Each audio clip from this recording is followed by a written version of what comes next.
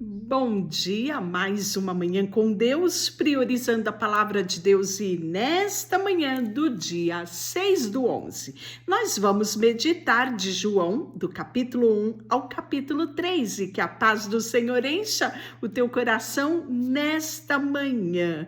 Hoje vamos iniciar o último dos evangelhos, os evangelhos sinóticos. Já expliquei aqui o porquê que ele é dito, evangelhos sinóticos: Mateus, Marcos, Lucas e agora o quarto, que é o livro de João, João é o seu próprio autor. João, discípulo querido de Jesus, o discípulo do amor, o discípulo amado. Ele fazia parte do círculo, que era mais chegado de Jesus, Sempre você vai ver a citação de João, Pedro, Tiago, Eles eram ali o círculo de discípulos que estavam sempre com Jesus. E João significa Yahvé é misericordioso. Os estudiosos acreditam que o livro de João tenha sido o último dos evangelhos, E nós podemos ver que João, por ser o último dos evangelhos, João vai escrever este livro mais para o final da sua vida. Podemos ver que o propósito do livro de João é apresentar Jesus como o verbo de Deus, o Logos, a palavra.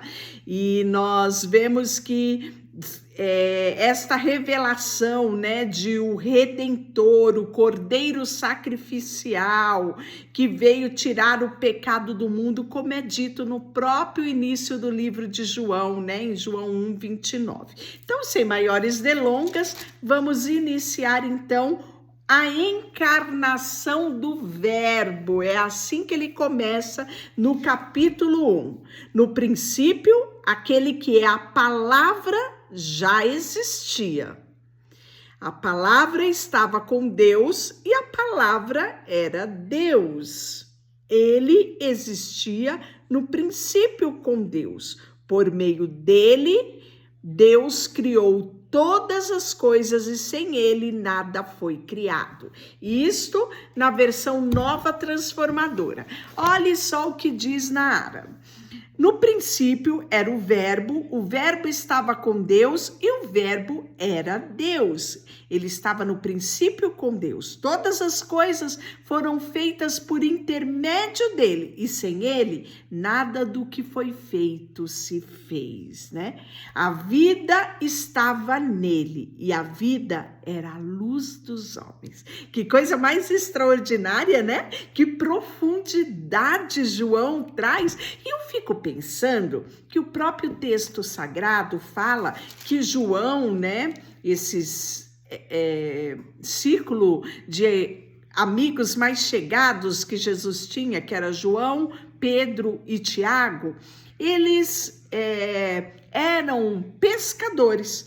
E há o texto falando que eram homens, pescadores, homens iletrados e incultos. Isso está lá em Atos, capítulo 4, versículo 13. E aí, quando eu paro para ver a profundidade aqui de João, capítulo 1, eu percebo quão extraordinário é, a revelação do Espírito Santo a homens que eram considerados aqui pela terra homens incultos e letrados, Como eu sempre falo, ele ocultou essas coisas a sábios e entendidos para revelar aos seus pequeninos. E aí, aquele que a palavra possui a vida e a sua vida trouxe luz a todos. A luz brilha na escuridão e a escuridão nunca conseguiu apagá-la. Deus enviou um homem chamado João para falar a respeito da luz, a fim de que por meio do seu testemunho todos crescem.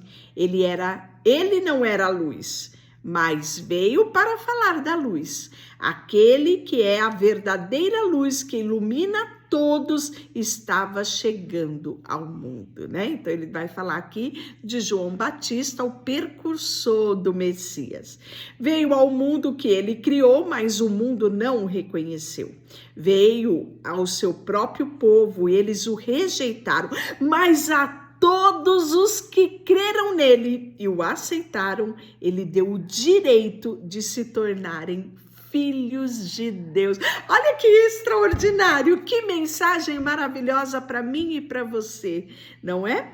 E ele continua: estes não nasceram segundo a ordem natural, nem do resultado de uma paixão ou da vontade humana, mas nasceram de Deus. Assim a palavra se tornou ser humano, carne e osso, e habitou entre nós. Ele era cheio de graça e verdade. E vimos a sua glória, a glória do Filho único de Deus. Na outra versão, a glória do unigênito Filho de Deus. João deu testemunho dele quando disse em voz alta: este é aquele a quem eu me referia quando disse: alguém virá depois de mim, muito mais poderoso do que eu, pois existia muito antes de mim. De sua plenitude, todos nós recebemos graça sobre graça. Pois a lei foi dada por meio de Moisés, mas a graça e a verdade vieram por meio de Jesus Cristo. Ninguém jamais viu a Deus, mas o Filho único, que mantém a comunhão íntima com o Pai que o revelou. E aí ele vai dar testemunho de João. Este foi o testemunho de João quando os líderes judeus enviaram de Jerusalém sacerdotes e levita para lhe perguntar: quem é você? E ele respondeu com toda franqueza: eu não sou o Cristo. Então quem é você? Perguntaram: é Elias? Não, respondeu ele. É o profeta a quem temos esperado? Não. Afinal, quem é você? Precisamos de uma resposta para aqueles que nos enviaram. O que você tem a dizer de si mesmo? E João respondeu com as palavras do profeta Isaías: eu sou uma voz que clama no deserto. Preparem o caminho para a vinda do Senhor. Olha que extraordinário, não é? Que ele fala aqui esse testemunho de João, né? E aí ele continua dizendo: eu batizo com água, mas no meio de vós está um quem vós não conheceis, o qual vem após mim, do qual eu não sou digno de desatar as correias da sandália, né? Estas coisas se passaram em Betânia. E aí nós vamos ver que João Batista, né, ele vai trazer toda essa informação a respeito do Messias, e logo aqui no início do capítulo 1, João vai relatar o batismo de Jesus, né, que João testemunhou dizendo: vi o Espírito descer do céu como pomba e pousar sobre ele. Eu não conhecia aquele, porém que me enviou a batizar com água, me disse: aquele sobre quem vires descer e pousar o Espírito, esse é o que batiza com o Espírito Santo. Que coisa linda, né? Pois eu, de fato, vi e tenho testificado que ele é o Filho de Deus. E aí nós vamos ver que 2 dos discípulos que estavam com João vão seguir a Jesus, né? Ele fala a respeito disso. No dia seguinte, estava João outra vez na companhia de 2 dos seus discípulos, e vendo Jesus passar, disse: eis o Cordeiro de Deus.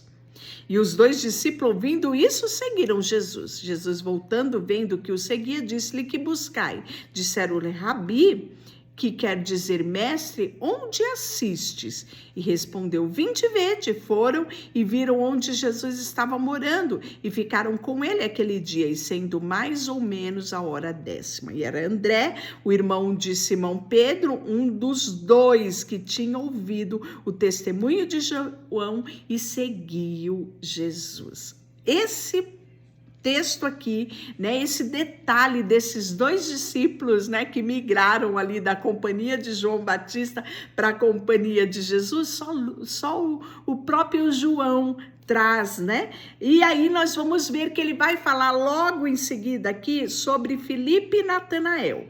No dia imediato, resolveu Jesus partir para a Galileia e encontrou Filipe, a quem disse: segue-me. Ora, Filipe era de Betsaida, cidade de André e Pedro. Filipe encontrou Natanael e disse: achamos aquele que Moisés escreveu, a lei, a quem se referiam os profetas, Jesus o Nazareno, filho de José. Perguntou Natanael: de Nazaré pode sair alguma coisa boa? Respondeu-lhe Filipe: vem e vê. E Jesus viu Natanael, aproximou-se e disse ao seu respeito: eis um verdadeiro israelita, em quem não há dolo. Olha a afirmação de Jesus a respeito de Natanael. Isso causou um impacto nele, sabe por quê? Perguntou Natanael: da onde me conhece? Respondeu Jesus: antes de Filipe te chamar, eu te vi, quando estavas debaixo da figueira. Então exclamou Natanael: mestre, tu és o filho de Deus, tu és o rei de Israel. Ao que Jesus lhe respondeu: por que te disse que te vi debaixo da figueira, crês? Pois maiores coisas do que esta verás. E acrescentou: em verdade vos digo, que vereis o céu aberto e os anjos de Deus subindo e descendo sobre o Filho do Homem. E aí nós vamos ver a bodas de Caná, né? Que aqui vai falar do primeiro milagre de Jesus. 3 dias depois houve o casamento em Caná da Galileia, achando-se ali a mãe de Jesus. Jesus foi convidado com os seus discípulos para o casamento. Tendo acabado o vinho, a mãe de Jesus disse: eles não têm mais vinho. E Jesus disse: mulher, que tenho eu contigo? Ainda não é chegada a minha hora. E aí, então, ela falou aos serventes: fazei tudo o que ele vos disser. Maria sabia quem era o filho dela. Estava ali 6 talhas de pedra que os judeus usavam para as purificações, e cada uma levava 2 a 3 metratas. Jesus lhe disse: enche de água as talhas. E lhe encheram totalmente. Então lhes determinou: tirai agora e levai ao mestre-sala. E eles o fizeram. Tendo o mestre-sala provado a água que se transformara em vinho, não sabendo de onde viera, se bem que sabia que os serventes haviam tirado a água, chamou o noivo e lhe disse: todos costumam pôr primeiro o bom vinho, e quando já beberam fartamente, serve o que for de inferior. Tu, porém, guardastes o bom vinho até agora. Olha que coisa linda, né? Jesus faz tudo do bom e do melhor, Este foi o primeiro milagre de Jesus e João relata esse detalhe. Então, Jesus vai fazer a purificação do templo, né? E aí aquele caso onde os cambistas tomaram conta. E aí Jesus chega, né? E aí ele fala, né? Salmo 69:9 é relatado aqui: o zelo da tua casa me consumirá, né? Somente João traz essa citação. E aí nós podemos ver que Jesus vai responder, né, aos judeus que estavam ali: destruí este santuário e em 3 dias o reconstruirei. Eles ficaram sem saber nada, porque 46 anos foi edificado esse santuário e tu diz que em 3 dias levantarás? Jesus estava falando dele próprio, né? E eles não entenderam. E aí nós vamos ver que muitos vão crer em Jesus. E o capítulo 3, nós temos um momento muito especial, que havia entre os fariseus um homem chamado Nicodemos, né? E ele era um dos principais dos judeus. E o texto disse que ele à noite foi ter com Jesus e disse: Rabi, sabemos que é mestre vindo da parte de Deus, porque ninguém pode fazer estes sinais que tu fazes se Deus não estiver com ele. E isto respondeu Jesus: em verdade te digo que se alguém não nascer de novo, não pode ver o reino de Deus. Disse Nicodemo: como um homem nascer sendo eu velho, pode porventura voltar ao ventre e nascer pela segunda vez? Respondeu Jesus: em verdade te digo, quem não nascer da água e do Espírito não pode entrar no reino de Deus. Então, aqui é revelado os segredos espirituais a Nicodemos. Pode ver, no versículo 3, ele fala: se alguém não nascer de novo, não pode ver o reino de Deus. No versículo 5, ele fala: em verdade eu vos digo que quem não nascer da água e do Espírito, além de ver, não pode entrar no reino de Deus. O que é nascido da carne é carne, e o que é nascido do Espírito é espírito. Não te admires que importa te nascer de novo, né? Jesus ficou admirado. Como um dos principais aqui dos judeus não sabe disso, né? Ele não podia discernir o que era espiritual, né? E Jesus fala isso para ele no versículo 10. Tu és mestre em Israel e não compreendes estas coisas, né? E aí, se tratando de coisas terrenas, não me credes. Como crereis se eu vos falar das celestiais? Né? E aí nós vamos ver que ele vai falar no versículo 16 sobre a missão de Jesus. É o versículo talvez um dos mais famosos do livro de João e até mesmo da Bíblia, João 3,16, porque Deus amou o mundo de tal maneira que deu seu Filho unigênito para que todo aquele que nele crê não pereça, mas tenha vida eterna. Porquanto Deus enviou o seu Filho ao mundo, não para que julgasse o mundo, mas para que o mundo fosse salvo por ele. Quem nele crê não é julgado. Quem não crê já está julgado, porque não creu no nome do unigênito Filho de Deus. O julgamento é este, que a luz veio ao mundo e os homens amaram mais as trevas do que a luz, porque as suas obras eram maus, né? Que triste isso, não é? E aí ele ainda vai falar, dar testemunho de João Batista, né? E vai falar um pouquinho que quem vem das alturas certamente está acima de todos. Isso ele falando sobre o Filho em relação ao mundo.